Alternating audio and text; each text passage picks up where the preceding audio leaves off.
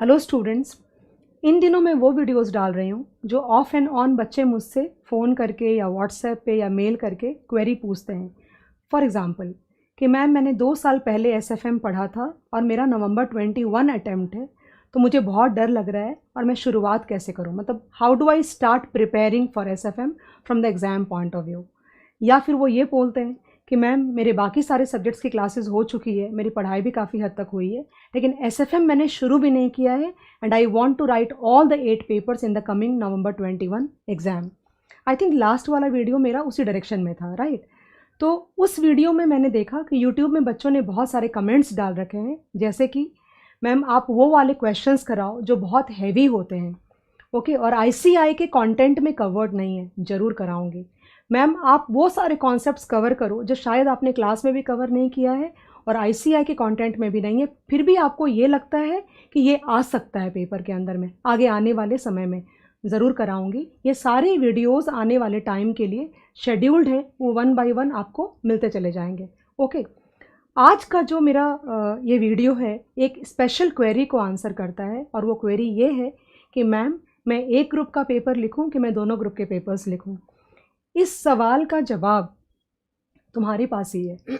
Nobody can answer this question actually, because तुम्हारे अलावा ये बात किसी को भी नहीं पता है कि तुम्हारे कौन से सब्जेक्ट्स वेल प्रिपेयर्ड हैं, तुम्हारे कौन से सब्जेक्ट्स की क्लासेस तुम्हारी अच्छी से हुई हैं, या फिर तुम्हारे कौन से सब्जेक्ट्स में तुमको प्रॉब्लम हो रही है। तो ये डिसीजन तुमको ही लेना है। लेकिन फिर भी मुझे लगता है एज अ ह्यूमन बीइंग हमें ये लगता है कि अगर कोई थोड़ा सा मुझे गाइड कर दे तो मुझे डिसीजन लेने में थोड़ा सा ईजी पड़ेगा। एंड दैट इज़ वाई बच्चे फ़ोन करके ऐसा नहीं कि उनको पता नहीं है कि उनको कौन सा ग्रुप लिखना है, कौन कौन से पेपर्स अच्छे से उनके तैयार एंड ऑल दैट, लेकिन फिर भी इंसान को ना एक सपोर्ट की ज़रूरत होती है। तो उसी पॉइंट ऑफ व्यू से ये वीडियो मैंने बनाया है and I am trying to answer this question. जो मैं सोचती हूँ गाइस, वो ये मैं सोच रही हूँ कि जो बच्चा एक ही ग्रुप के लिए प्रिपरेशन करा है उसके लिए वीडियो है ही नहीं, because he is any which ways focused on one group. Good bad की बात नहीं कर रही हूँ। जो बच्चा 2 ग्रुप की प्लानिंग कर रहा था और इस जंक्चर पे आके ये लग रहा है कि 2 ग्रुप मेरे से नहीं हो पाएगा, या तो क्लासेस अच्छी से नहीं हुई हैं, या प्रिपरेशन नहीं हुई है, या डर लग रहा है, वॉट एवर, कुछ भी रीज़न हो सकता है। तो मेरा ये बोलना है कि पूरी तरह से दूसरे ग्रुप को छोड़ देना अच्छी बात नहीं होगी। मतलब जब मैं दूसरा ग्रुप बोल रही हूँ तो मैं ये नहीं बोल रही कि ग्रुप 1 का लिखो और ग्रुप 2 का मत लिखो, मैं ये बात नहीं बोल रही।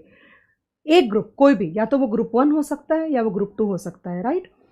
तो कोई भी एक ग्रुप तुम्हारा इतना अच्छा प्रिपेयर होना चाहिए एग्जाम के पॉइंट ऑफ व्यू से, मतलब गोइंग फॉरवर्ड।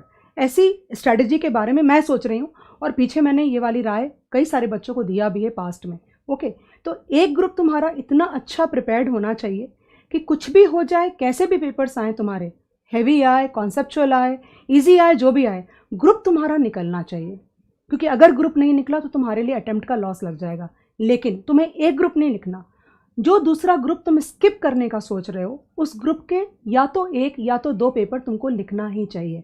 यानी कि मेरा ये कहने का मतलब है कि तुमको 4 पेपर्स नहीं लिखने चाहिए, you should write minimum 6 papers. तुम तो पूरे ग्रुप की तैयारी दूसरे वाले की कर ही रहे थे, 4 की कर रहे थे, तुमसे नहीं हो रहा था, and that is why you thought कि मुझे एक ग्रुप छोड़ देना चाहिए। छोड़ो मत। अगर छोड़ दोगे ना तो क्या होगा, तुम्हारा प्रेशर रिलीज हो जाएगा एग्जाम के ठीक सामने में, and you will tend to become a bit casual. तुमको लगेगा अरे 4 पेपर कम हो गए, चलो आराम से पढ़ता हूँ।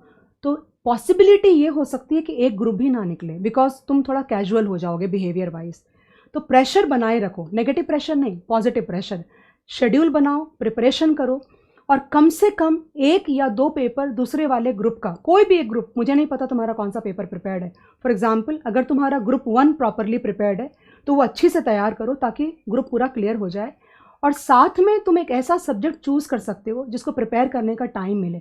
फॉर एग्जाम्पल, मैं तुम्हारे मुंह में वर्ड्स नहीं डाल रही, मैं एग्जाम्पल दे रही हूँ। आईडीटी 4th पेपर के बाद, ग्रुप 1 के 4th पेपर के बाद लगभग you get 8 days for IDT. अगर तुमने थोड़ा भी पढ़ाई किया होगा पहले, या क्लासेस अपनी ख़त्म कर ली होगी, तो सिर्फ आईडीटी पे तुम फोकस करोगे 8 दिन तक, तो पॉसिबिलिटी है कि तुम्हारा वो पेपर एग्जाम्प्ट हो जाए। पास्ट में ऐसा बहुत सारे बच्चों ने किया है, मैंने जिद करके करवाया है, and believe me maximum times, मतलब 99% ऑफ द टाइम्स ऐसा हुआ है दैट उनको फ़ायदा ही हुआ है, they have gained because of this. Okay, so you can take such kind of decision. छोड़ो मत पूरी तरह से, छोड़ दोगे तो दिक्कत हो जाएगी। अगर जो हम सोच रहे हैं बेस्ट केस सिनेरियो, पूरा एक ग्रुप क्लियर और कम से कम एक पेपर में एग्जाम्शन दूसरे वाले ग्रुप में, अगर ऐसा हो गया तो अगला वाला अटेम्प्ट तुम्हारे लिए विन विन सिचुएशन होगा, बिकॉज तुमको फिर 3 पेपर ही लिखने पड़ेंगे एंड तुम्हारी डिग्री है वो इंश्योर हो जाएगी। Okay, that's what I think as a part of the strategy. Okay, अगर तुम्हारा ग्रुप 2 अच्छे से प्रिपेयर्ड है तब तो तुम्हारे लिए वैसे भी टेंशन की बात नहीं है, बिकॉज सारे बच्चों के पेपर्स शुरू होंगे, तुम्हारा लेट चालू होगा। तो कोई एक पेपर चूज करो जो तुम्हारे लिए बहुत कंफर्टेबल है पर्सनालिटी वाइज, किसी को थियरी पसंद है, किसी को प्रैक्टिकल पसंद है। दूसरा, तुम्हारी क्लासेस अच्छी से हुई हुई है, तुम्हारे नोट्स रेडी, अभी भी समय है, अभी भी समय है। चाहोगे तो 1 या 2 पेपर दूसरे वाले ग्रुप का आज से भी चालू करोगे तो ख़त्म कर लोगे। फॉर एग्जाम्पल 1-2 पेपर ग्रुप 1 के ले लो, 4 पेपर ग्रुप 2 के लिख लो, या ग्रुप 1 पूरा लिखो और ग्रुप 2 के 1 या 2 पेपर लिख लो। 4 पेपर मत लिखना, अगर 2 की प्लानिंग करी थी तो कम से कम 6 पेपर्स लिखना, छोड़ना नहीं। This is what I think should be a strategy. Okay, rest decision will have to be taken by you only. I have just given you a path, उस पाथ पे चलना नहीं चलना तुम्हारी ओन डिसीजन होगा तुम्हारा, बिकॉज तुम ही decide कर पाओगे कि तुम्हारे how are you placed in terms of the subjects and everything else. Okay, thank you.